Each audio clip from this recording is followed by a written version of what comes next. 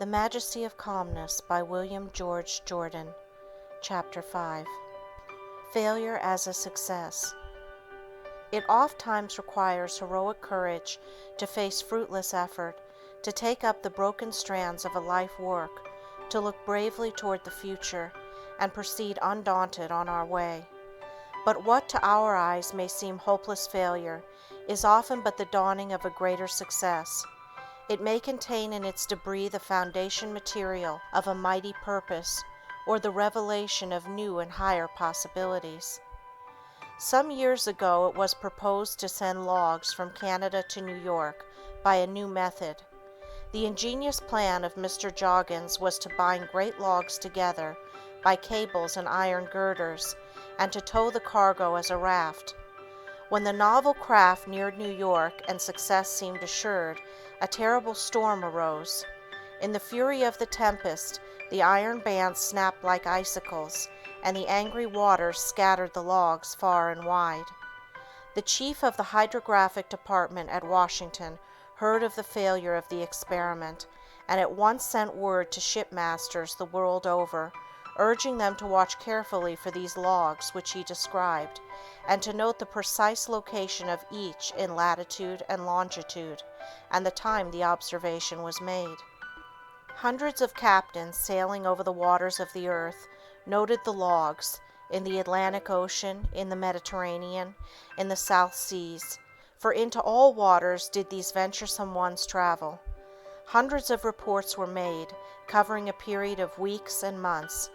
These observations were then carefully collated, systemized, and tabulated, and discoveries were made as to the course of ocean currents that otherwise would have been impossible. The loss of the Joggins raft was not a real failure, for it led to one of the great discoveries in modern marine geography and navigation. In our superior knowledge we are disposed to speak in a patronizing tone of the follies of the alchemists of old. But their failure to transmute the baser metals into gold resulted in the birth of chemistry. They did not succeed in what they attempted, but they brought into vogue the natural processes of sublimation, filtration, distillation, and crystallization. They invented the alembic, the retort, the sand bath, the water bath, and other valuable instruments. To them is due the discovery of antimony, sulfuric ether, and phosphorus, the cupellation of gold and silver, the determining properties of saltpetre and its use in gunpowder, and the discovery of the distillation of essential oils. This was the success of failure, a wondrous process of nature for the highest growth, a mighty lesson of comfort, strength, and encouragement, if man would only realize and accept it. Many of our failures sweep us to greater heights of success than we ever hoped for in our wildest dreams. Life is a successive unfolding of success from failure. In discovering America, Columbus failed absolutely. His ingenious reasoning and experiment led him to believe that by sailing westward he would reach India. Every redman in America carries in his name Indian, the perpetuation of the memory of the failure of Columbus. The Genoese navigator did not reach India. The cargo of souvenirs he took back to Spain to show to Ferdinand and Isabella as proofs of his success really attested his failure. But the discovery of America was a greater success than was any finding of a back door to India.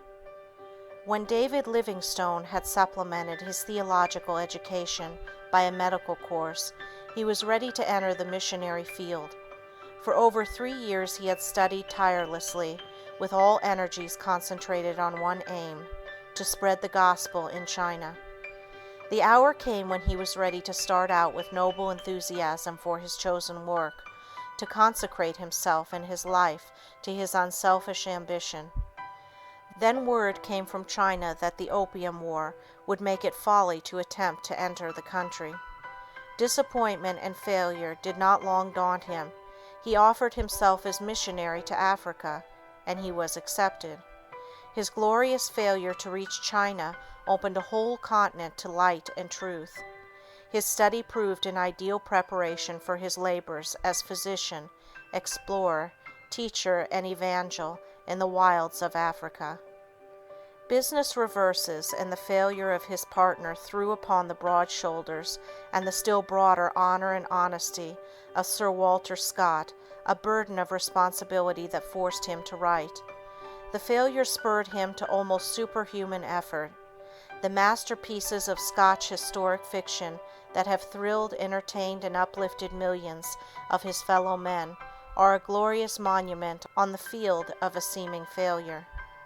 When Millet, the painter of Angelus, worked on his almost divine canvas, in which the very air seemed pulsing with the regenerating essence of spiritual reverence, he was painting against time, he was antidoting sorrow, he was racing against death. His brush strokes, put on in the early morning hours before going to his menial duties as a railway porter, in the dusk like that perpetrated on his canvas, meant strength, food, and medicine for the dying wife he adored. The art failure that cast him into the depths of poverty unified with marvelous intensity all the finer elements of his nature. This rare spiritual unity, this purging of all the dross of triviality as he passed through the furnace of poverty, trial, and sorrow, gave eloquence to his brush, and enabled him to paint as never before, as no prosperity would have made possible. Failure is often the turning point, the pivot of circumstance that swings us to higher levels. It may not be financial success, it may not be fame, it may be new draughts of spiritual, moral, or mental inspiration that will change us for all the later years of our life. Life is not really what comes to us, but what we get from it. Whether man has had wealth or poverty, failure or success, counts for little when it is past. There is but one question for him to answer, to face boldly and honestly, as an individual alone with his conscience and his destiny. How will I let that poverty or wealth affect me? If that trial or deprivation has left me better, truer, nobler, then poverty has been riches, failure has been a success. If wealth has come to me and has made me vain, arrogant, contemptuous, uncharitable, cynical, closing me from all the tenderness of life, all the channels of higher development, of possible good to my fellow man, making me the mere custodian of a money bag, then wealth has lied to me. It has been a failure, not success. It has not been riches. It has been dark, treacherous poverty that stole from me even myself. All things become for us, then, what we take from them. Failure is one of God's educators. It is experience leading man to higher things. It is the revelation of a way, a path hitherto unknown to us. The best men in the world, those who have made the greatest real successes, look back with serene happiness on their failures. The turning of the face of time shows all things in a wondrously illuminated and satisfying perspective. Many a man is thankful today that some petty success for which he once struggled melted into thin air as his hands sought to clutch it. Failure is often the rock-bottom foundation of real success. If man in a few instances of his life can say, "Those failures were the best things in the world that could ever have happened to me," should he not face new failures with undaunted courage and trust that the miraculous ministry of nature may transform these new stumbling blocks into new stepping stones? Our highest hopes are often destroyed to prepare us for better things. The failure of the caterpillar is the birth of the butterfly. The passing of the bud is the becoming of the rose. The death or destruction of the seed is the prelude to its resurrection as wheat. It is the night in the darkest hours, those preceding dawn, that plants grow best, that they most increase in size. May this not be one of nature's gentle showings to man of the times when he grows best, of the darkness of failure that is evolving into the sunlight of success. Let us fear only the failure of not living the right as we see it, leaving the results to the guardianship of the infinite. If we think of any supreme moment of our lives, any great success, any one who is dear to us, and then consider how we reached that moment, that success, that friend, We will be surprised and strengthened by the revelation. As we trace each one back step by step through the genealogy of circumstances, we will see how logical has been the course of our joy and success, from sorrow and failure, and that what gives us most happiness today is inextricably connected with what once caused us sorrow.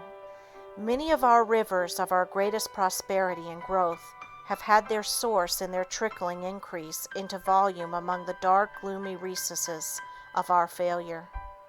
There is no honest and true work carried along with constant and sincere purpose that really ever fails. If it sometimes seems to be wasted effort, it will prove to us a new lesson of how to walk. The secret of our failures will prove to us the inspiration of possible successes. Man living with the highest aims, ever as best as he can, in continuous harmony with them, in a success, no matter what statistics of failure a nearsighted and half-blind world of critics and commentators may lay at his door. High ideals, noble efforts, will make seeming failures but trifles. They need not dishearten us. They should prove sources of new strength. The rocky way may prove safer than the slippery path of smoothness. Birds cannot fly best with the wind but against it. Ships do not progress in calm when the sails flap idly against the unstrained mass. The alchemy of nature, superior to that of Paracelsus, constantly transmutes the baser metals of failure into the later pure gold of higher success, if the mind of the worker be kept true, constant, and untiring in the service, and he have that sublime courage that defies fate to its worst while he does his best. End of Chapter 5. Recording by Andrea Fiore.